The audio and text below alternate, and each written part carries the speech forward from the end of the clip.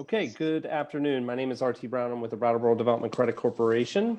And today, this is the second workshop or webinar on for our REGENER8 program. And the focus here is on potential buyers. The first webinar we did on December 10th was focused for sellers of businesses. Today's on buyers, and the next one we are going to do will attempt to connect some potential buyers with potential sellers and hopefully make some meaningful connections for folks. So today I'm just going to go over sort of the order of events, and then we're going to jump into it. So we have with us a guest. His name's Peter Jacobson. He doesn't have video, so it's just going to be his audio. But he has kindly joined us. And Peter, can you let me know, how are you on time? I have some background information that I'm hoping I could share, and then we could switch to a discussion with you. If you've got the time, does that work? Yeah, I'm blocked off from 1 to 3. So okay, all right. As long as you want me to be around and I'm part of the conversation, I'm yours until 3. Okay, and I'm not I blocked off, and this was scheduled 1 to 3, but this will probably at most go for an hour. So y'all got an hour back. You're welcome. Okay, so I'm going to share a screen here.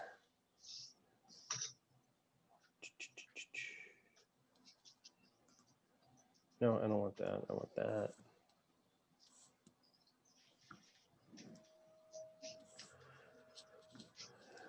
Okay, I want to start on my pretty start slide. Okay, so I already explained that we're doing this on behalf of the program REGENER8. It's funded by the USDA.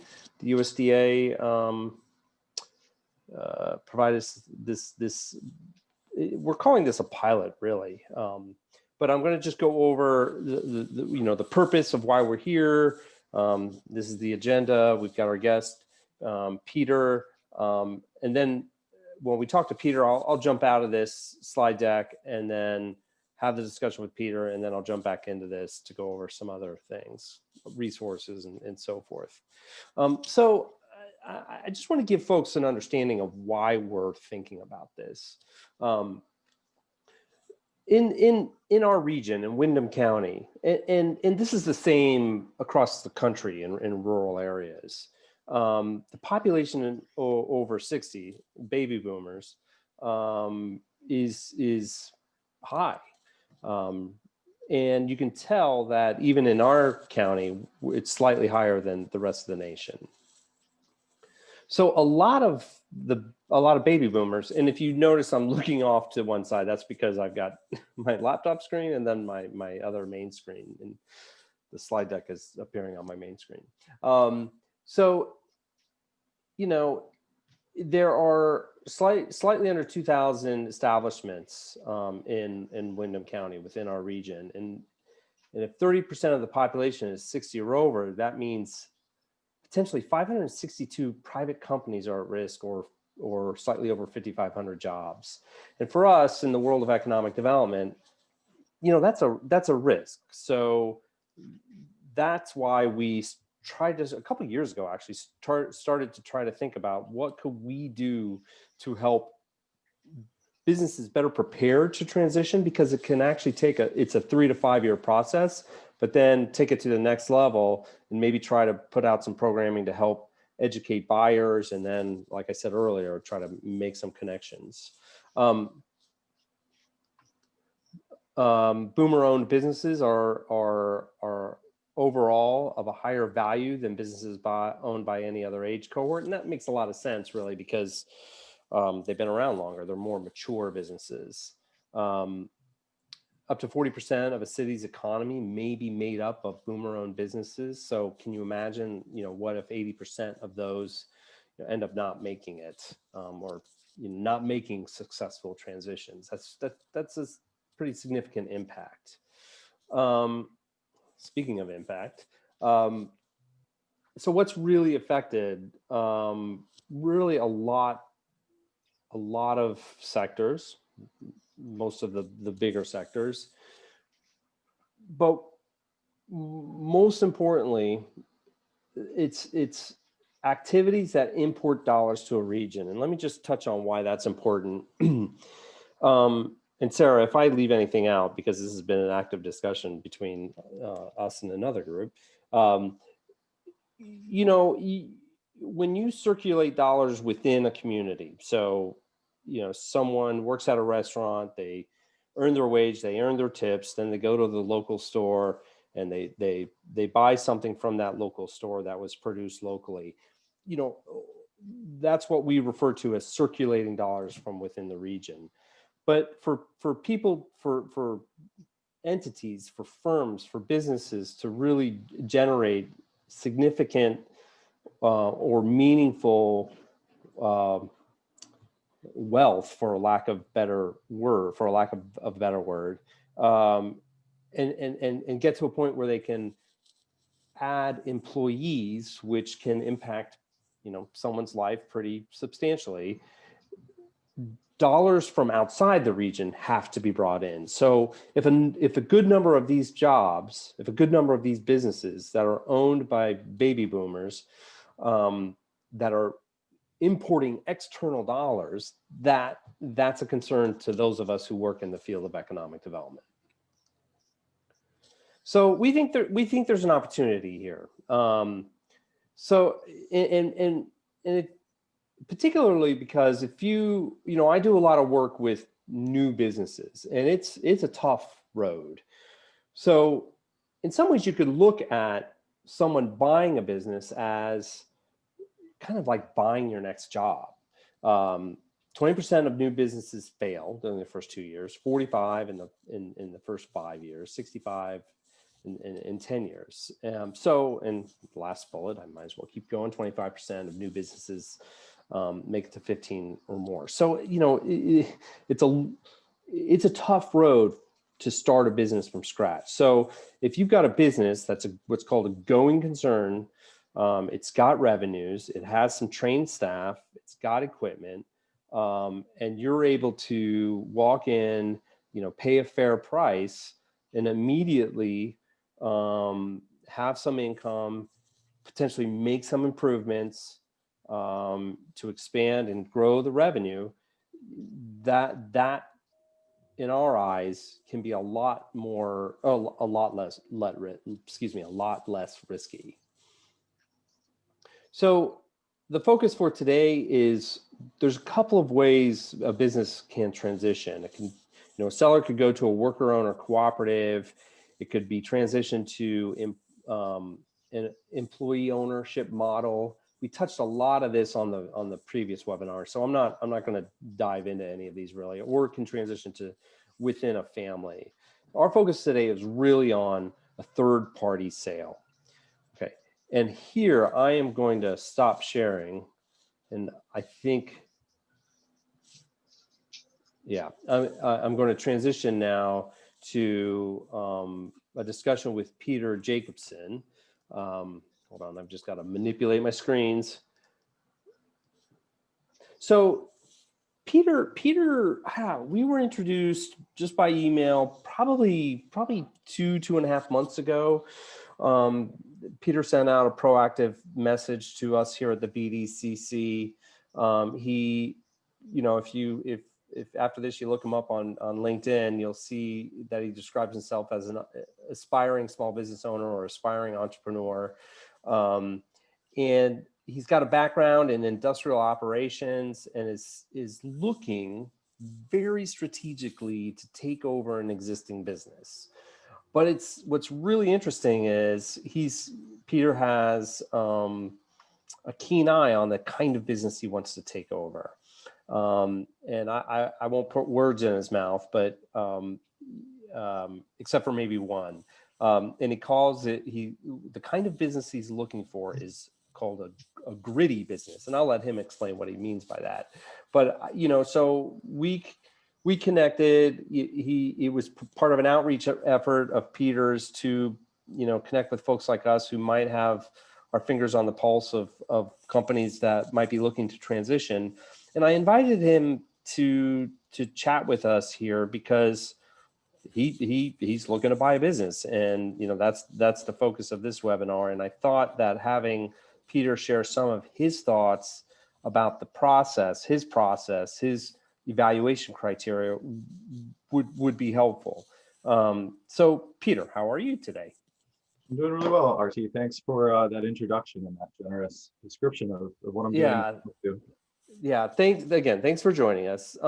So maybe let's just start by providing some folks with some context, a little bit about your background and how it is that you came to making the decision to be self-employed by the acquisition of a business. Sure. Yeah. So I have a pretty corporate business background. Out of college, I worked for a consulting firm for a couple of years. Then I started my sort of more industrial journey, but that actually started working in strategy for the cement manufacturer Lafarge, where I was doing a lot of mergers and acquisitions analysis. My next role is really where I started my steel-toed boot, hard hat lifestyle, where I was managing maintenance for a barge fleet. Then I was doing supply chain in the Midwest. Then I went to business school and got my MBA. And then I was running track maintenance and construction for the New York City subway. So again, kind of part of that industrial operations experience. I left the subway and moved to Vermont as a lifestyle move. I took some time off. And my intention was just to, get a job, frankly. My skills maybe weren't very valued in Vermont, and wasn't able to find something that was satisfactory. And that began me thinking about alternatives, which led me to buying a small business. Entrepreneurship is something that's been in my family. My grandfather was a successful entrepreneur, and he was kind of my first business mentor. He started a building control panel manufacturer in New Jersey in the mid 50s, which was pretty high tech stuff back then. He did that for about a decade. As bigger players were starting to displace him, he moved into real estate, and yeah, he did well. And so he was my first mentor, and he was, as a young boy, he was in my ear about the advantages of having your own business. And so as I've lived kind of my corporate life, that's always been in the back of my head. My grandfather's voice talking about the control of owning your own thing, the fact that your work goes directly, to your own bottom line as much as you want it to, and the ability to have independence and to be your own person.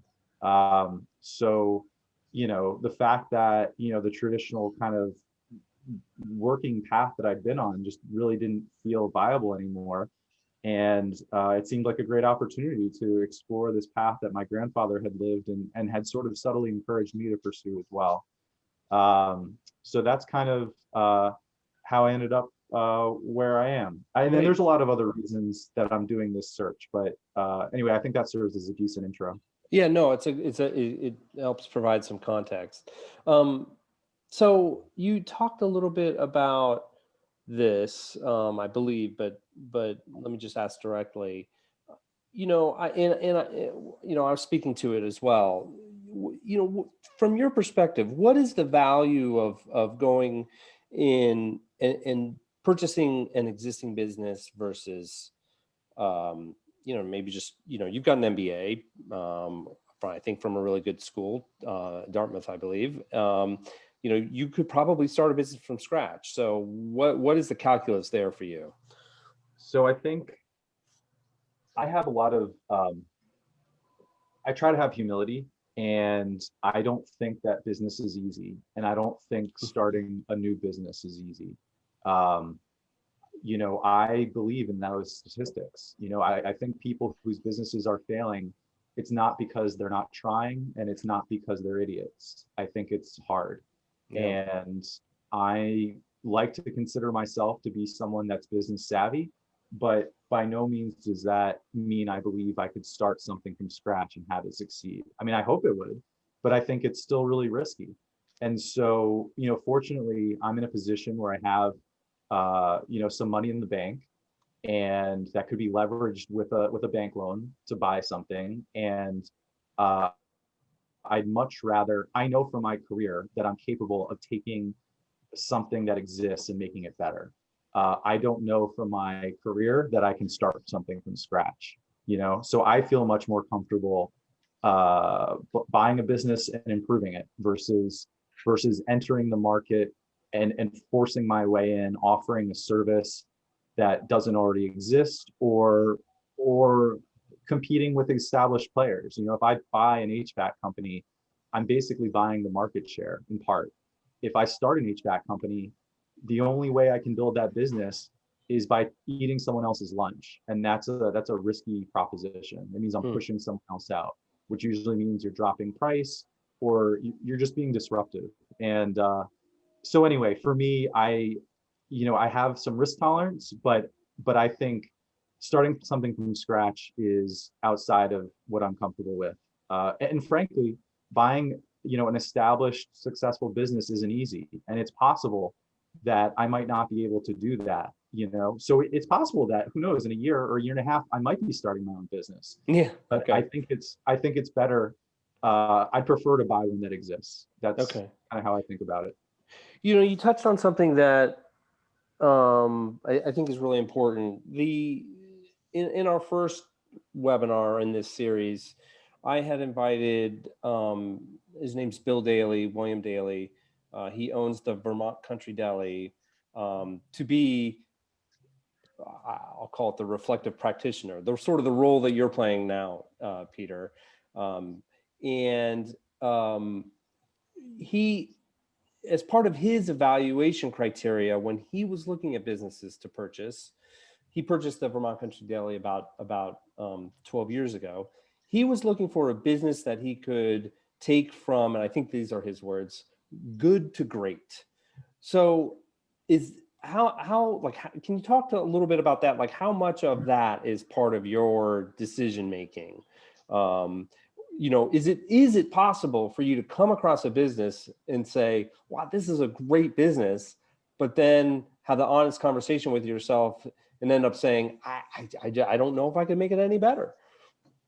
Yeah, no, I think that's a good question. And kind of the frame that I'm bringing to bear as I look at businesses is the kind of business that I'm going to buy needs to be one that, even if I didn't improve it at all, it would be a good purchase. It would pay for itself. It would pay me a salary, and it would be something that I could, depend on to continue existing.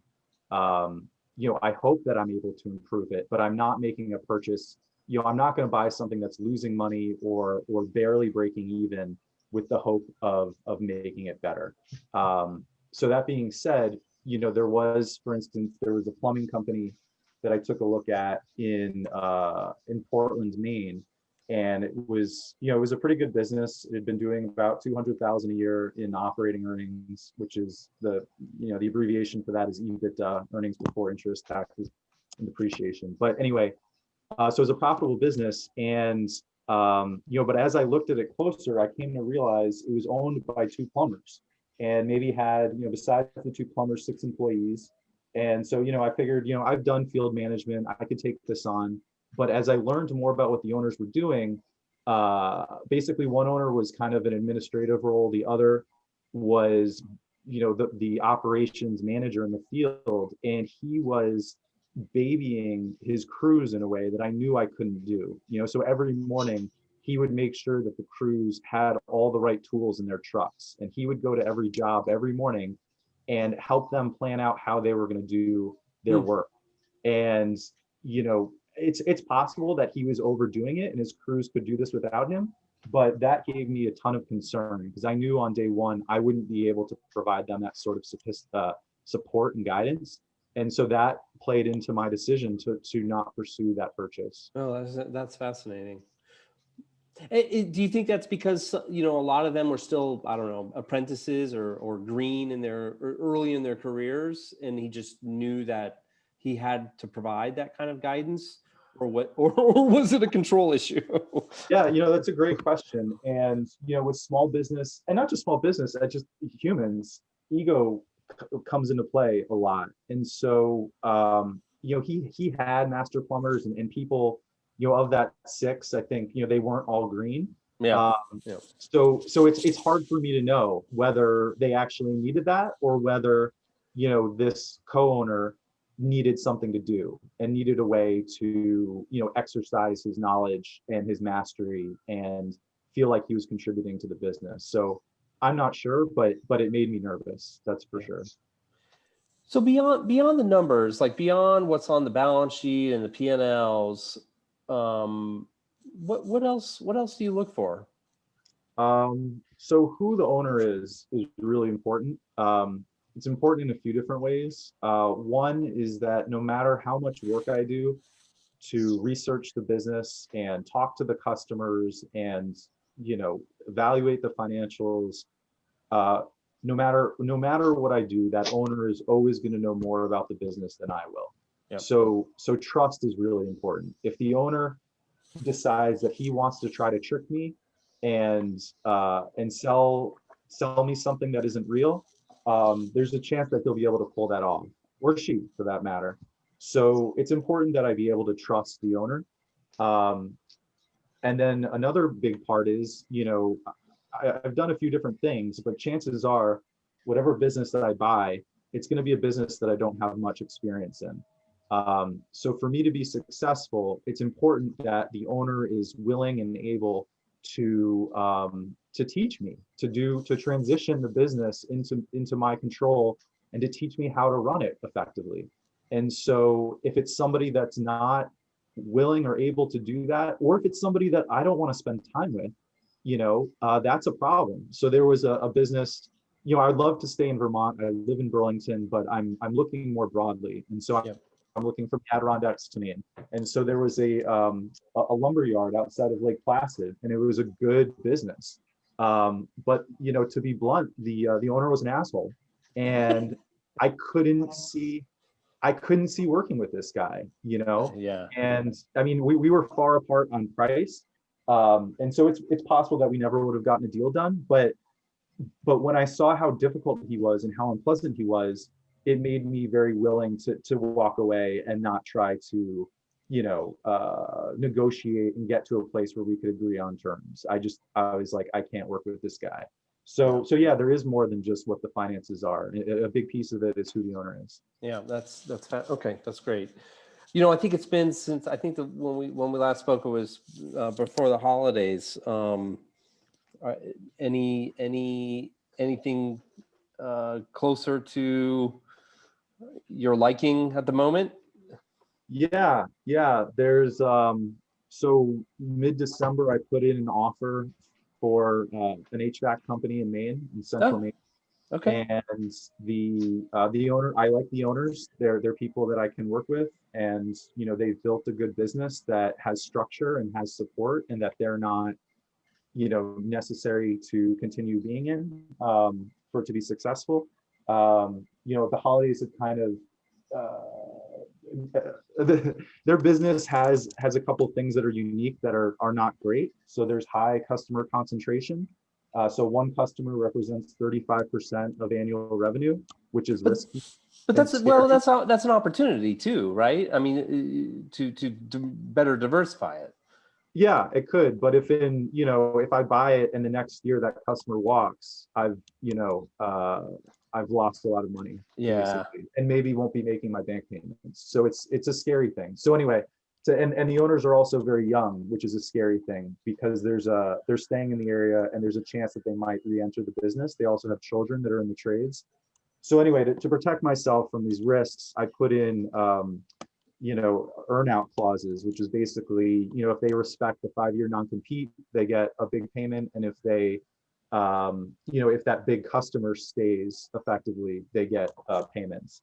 And so I don't think they were expecting those clauses. And, they're trying to develop comfort with that. Yeah. And so, they're trying to meet with attorneys and whatever. And so anyway, I think soon I'll hear back from them, and then a negotiation will ensue. But anyway, so that's the most concrete thing that's going. And then yeah, there's a couple other people that I'm talking to, but that's the furthest along right now. Huh, that's interesting. So if they're so why are they looking? Do you know why they're looking to transition? The owners Yeah. of the HVAC company, Yes. Yeah. um, what they say, and well, first of all, the husband, so they're in their mid 40s, which is pretty young to have Yeah. to be selling a profitable business. Right. And so the husband had a heart attack this past summer. Okay. Uh, so that's part of their motivation. And the wife is very active in the business, and she's very good at what she does, but she's, doing a bookkeeping and financial control and ARAP role. And, and she doesn't like it. It Yeah. doesn't bring her joy. And because they've been successful, they have money, and there's no need for them to be doing jobs that give them a heart attack or that make them want to quit every day. So I mean, that's what they've told me, and that's what I believe. But yeah, I am worried, and that's why there's a big non-compete with a strong payment to incentivize them. Yeah, that's really, really interesting. I'm inclined to jump back into the presentation to go over some nuts and bolts, Peter. But if you can hang out and jump in when you either see me make a faux pas or have something to add, I'd appreciate it. Yeah, I'll be here, and I'll look for your prompts to Okay. to Okay, awesome. All right, so let me just go back to my any questions for Peter at the moment? Let me pause and ask. I'm curious where you've been finding these deals, Peter, and if you've moved sort of past the web resources and found brokers to work with across that geography that you're looking at. Yeah, that's a good question. That's a big part of the search. So some opportunities, the way that I pursued my search was the first 2.5 months, I just networked in my target geographies, which is how I met RT, for instance. So talking to banks, talking to brokers, talking to, the economic development folks, talking to alumni, anyone that seemed like they might have relevance for what I was trying to do. And so, I found a few opportunities through that route. RT introduced me to a business owner in Southeast Vermont, for instance, and that didn't go very far, but sometimes those introductions do yield, opportunities. And then, yeah, I definitely use the big online resources, BizBuySell and Axial. And then also, when that stuff gets slow, because I'd rather spend my time vetting deals with, with owners who know already that they want to sell. But, sometimes there just isn't enough deals that I'm interested in to look at. And so when that happens, then I do, the fancy word would be proprietary outreach. And the more kind of realistic word would just be, email spamming. I mean, it's not spamming, it's directed, but, I'll send unsolicited emails to business owners in industries that I'm interested in. And Peter, I with your blessing, of course, I'd if Steve's interested, I could share like that initial email that you sent to us as your, what'd you call it? Proprietary outreach? Yeah, I guess. Yeah, but feel free. Yeah, go for it. Share whatever you want. Steve, I don't know if that would be of interest, but sure, yeah, definitely. Thanks. What's cool is, of course it had a resume with it, but it had, a description of in definition of the nitty-gritty, the gritty business that he was trying to identify and source. So, okay. Anybody else have a question? Okay, I'm gonna jump back into the slide deck.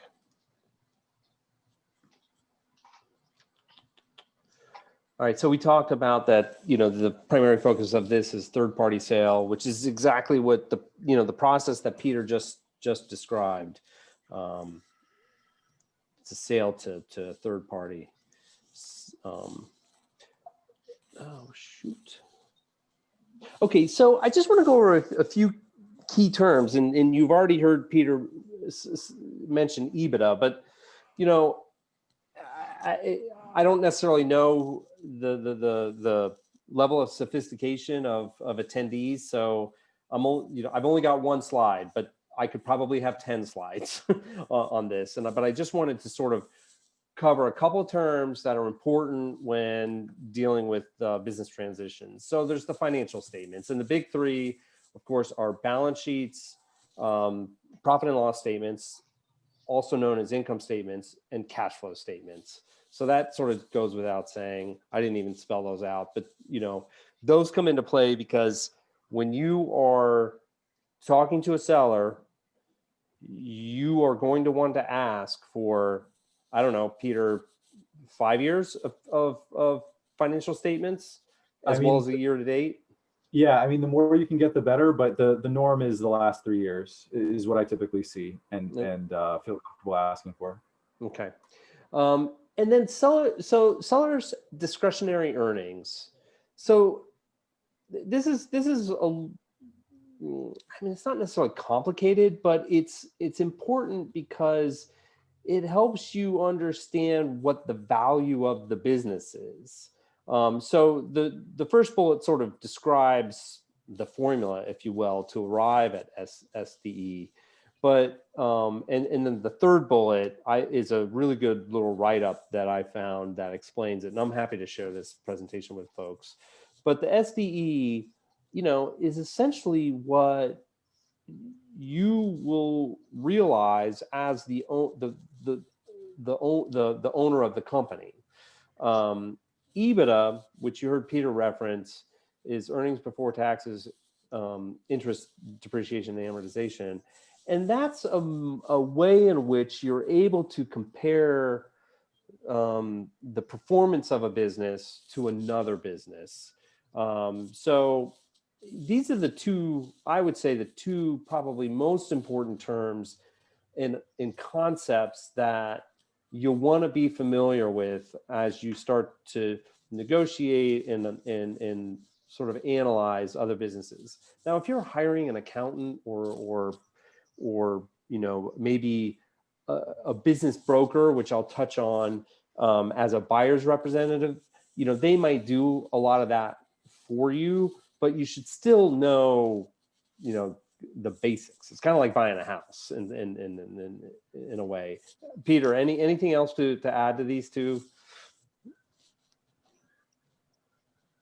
Yeah, no, I think you're right. Those are the two key metrics, SDE and EBITDA. And and they're very similar. I mean, the way I think about it is that, the seller's discretionary earnings is EBITDA plus the owner's salary or other benefits that they're taking from the business, like if they're, but that should be reflected in EBITDA.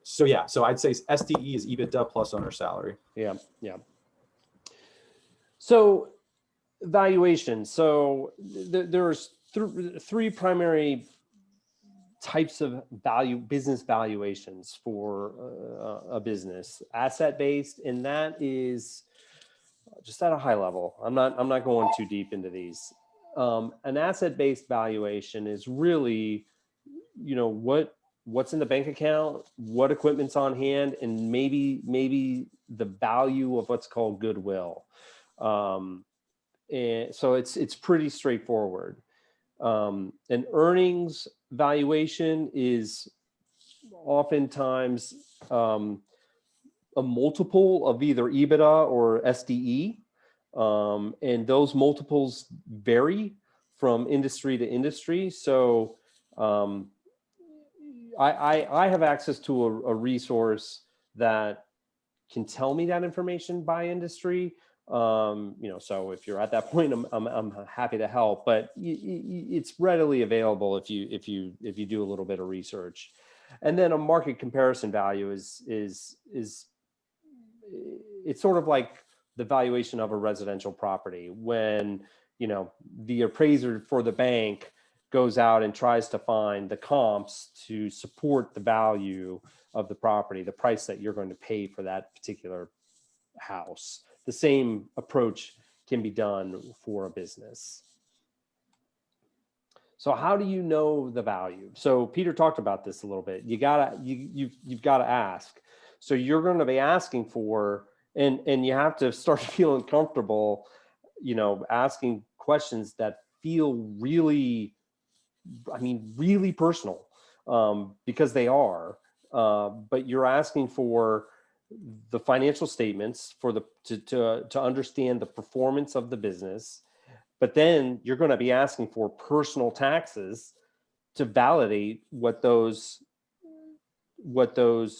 financial statements say. So, it feels strange when you first do this, but as someone who's transitioning their business is completely used to having to provide those kinds of documents. Peter, is there anything else that you would add to that? Yeah, I would say if you're looking at deals that brokers have prepared, they're going to have the financials ready most of the time. I mean, some brokers are not, right? There's variability in how good these brokers are and how much attention they pay to specific deals. But so that upfront ask you won't typically have to do. But yeah, if you're, if someone comes to you looking to sell their business, or you stumble upon someone that hasn't worked with a broker, then yeah, you have to do that work. And it can be, I've had some really weird experiences with owners where, there was a guy who I had been pursuing the generator sales and service industry for my proprietary outreach. And I had connected with this guy in Maine who, expressed an interest in potentially selling his business.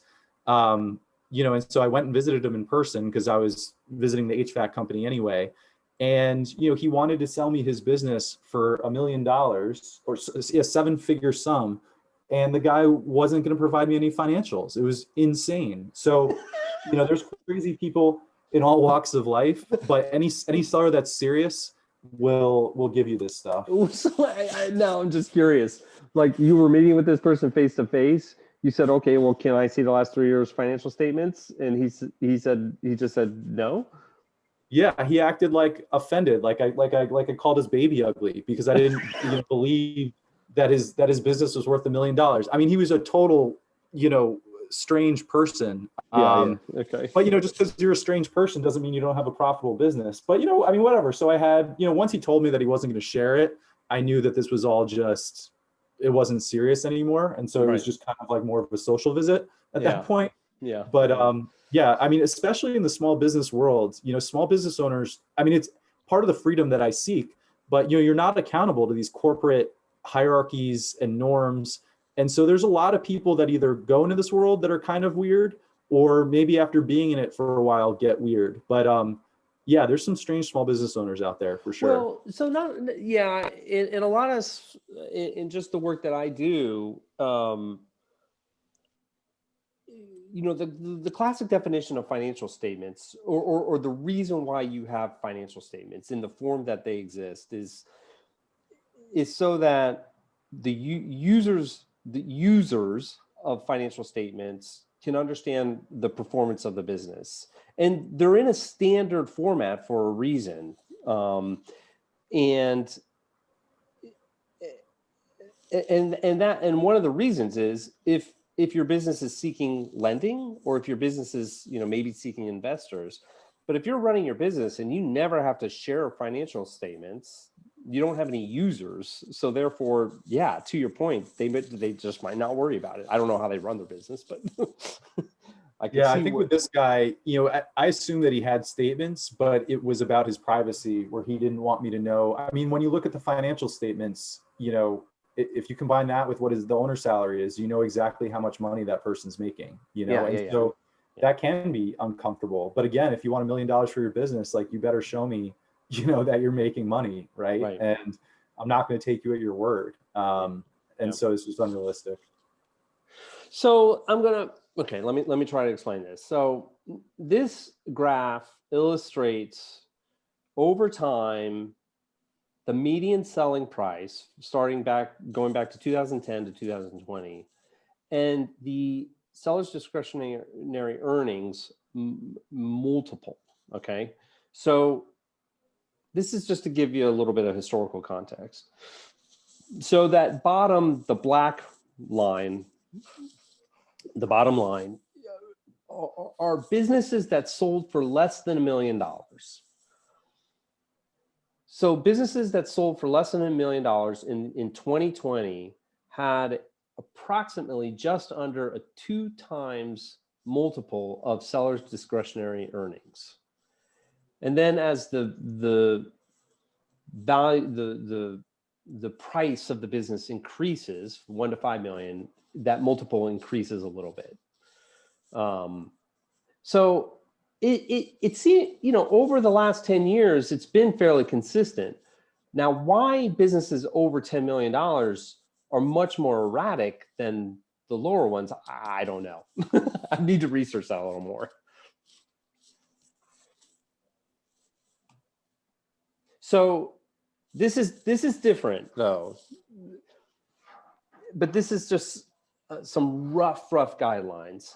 So a business that's under $1 million in sales, which is a lot of businesses in our region, you can expect a 10 to 20% seller's discretionary earnings. So that is, you know, the money that you as an owner have to work with and to live on.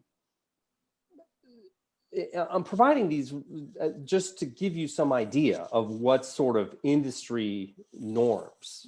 And then businesses over $1 million in sales actually have less seller discretionary earnings, but because the value, you know, because the sales are higher, you know, that amount, you know, can substantially increase. Does that make sense to people? Okay. So what about a business that's not showing profit? So I see this a lot.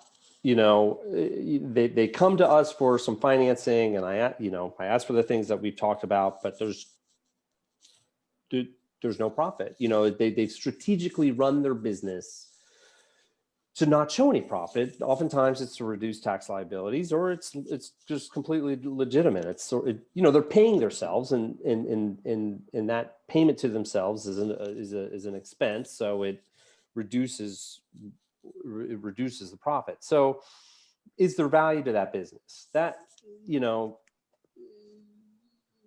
it becomes difficult. But when we work with sellers, you know, the advice is it can take 3 to 5 years to prepare a business to sell.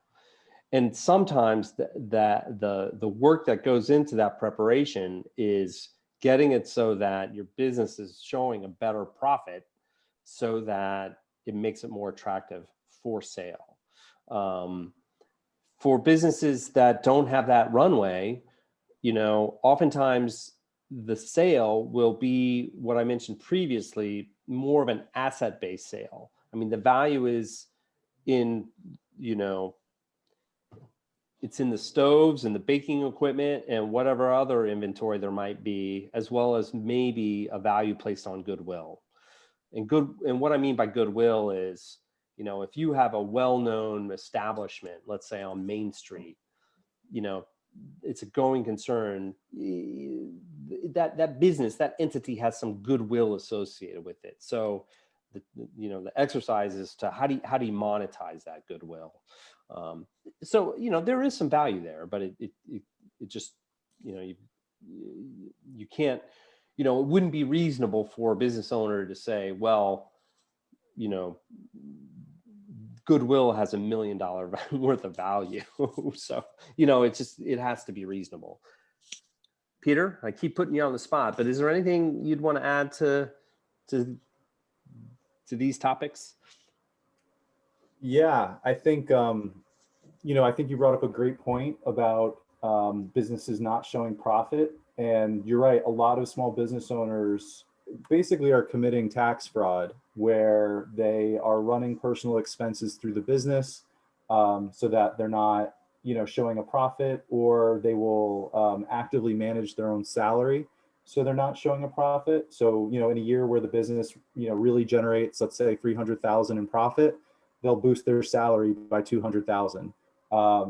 And that, yeah, it creates a moral quandary for a buyer. You know, do you want to reward a seller who's been committing tax fraud? Or, you know, if you do, you know, do you believe, that the personal expenses they're claiming are truly personal expenses? So that's a very tricky part of doing small business acquisition, because it's a very common practice. And so for me, I definitely prefer to work with a seller that is running clean books, but that being said, like my grandfather would, if my grandmother wanted a new carpet, like he put it through the business. So it's not an unusual practice. And there's a question of degree, right? How much is acceptable? How much can you be comfortable with?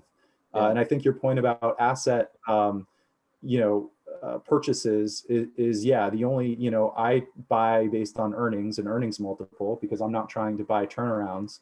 But, if you're someone that, let's say, already owns the salvage yard or knows the salvage yard business very well, maybe you are willing to buy a business that's losing money because you see the value in the equipment.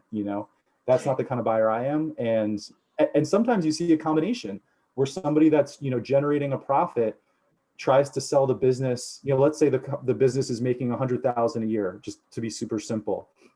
They'll offer the business saying, okay, we're going to sell the business for 500,000, and then you need to buy my inventory and my equipment for another 200. And to me, that's just crazy. It's, when you're paying a multiple on earnings, you are buying all the stuff that make those earnings happen. But brokers and sellers will often have a different view of that. And I just, I tend to not waste time with those people. Yeah. You said something that triggered a thought and it's escaped me. So I'm just going to pause for a second.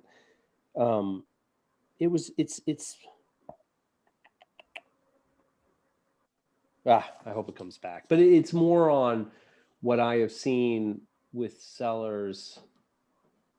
I don't want to waste anybody's time. I hope it comes back to me. Okay. So the bottom line, or the golden rule, whatever you want to call it. So when looking at a business has to be able to pay its debt, pay the salaries, including the owner, replace assets as necessary, and provide a return on your investment.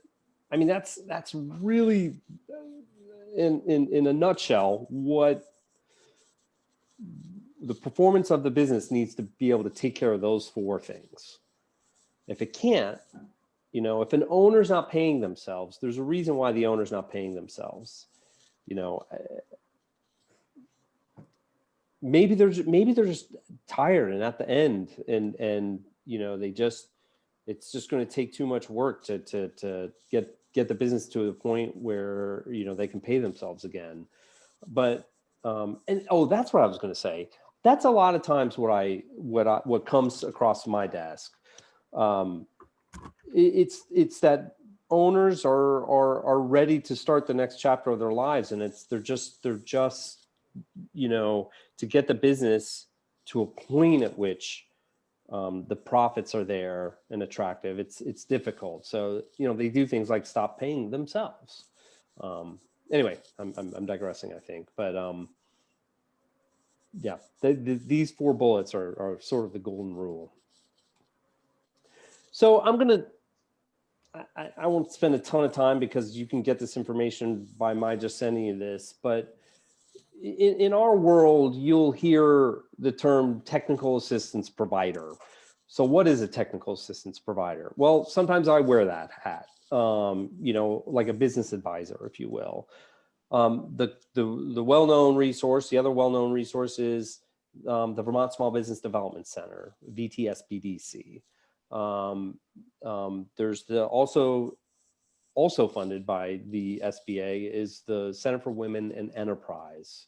So these are folks that someone like you can go to help get more guidance if you're trying to either start a business or buy a business. They're business-focused resources. Some mission-based lenders, and I'll touch on mission-based lenders a bit more in a few slides, also provide technical assistance. Downtown organizations, so like Brattleboro's Downtown DBA, the Downtown Business Alliance, they've been actively providing technical assistance, especially now as they help businesses navigate COVID funding mitigation resources. And then a big one, which I'll touch on again in a bit, is business brokers, and Peter has touched on them as well. Oh, what's a broker? Okay, so a business broker, it's similar to a real estate model. Typically, a lot of times they represent a seller, but they will work with buyers on sort of a fee basis. The local example here in our region is a business called Country Business. They also have an office in Manchester, Vermont, so on the other side of the county or the state. So, you know, they're folks that you can go to help do the evaluation, and they have a very prescribed method to you know, calculate the SDE, the EBITDA. They're people, typically the people on staff, you know, have finance backgrounds, have merger and acquisition backgrounds. Oftentimes a broker won't work under a revenue threshold. So maybe it's around $750,000 in revenue or $1 million. But they can play a vital role in the process.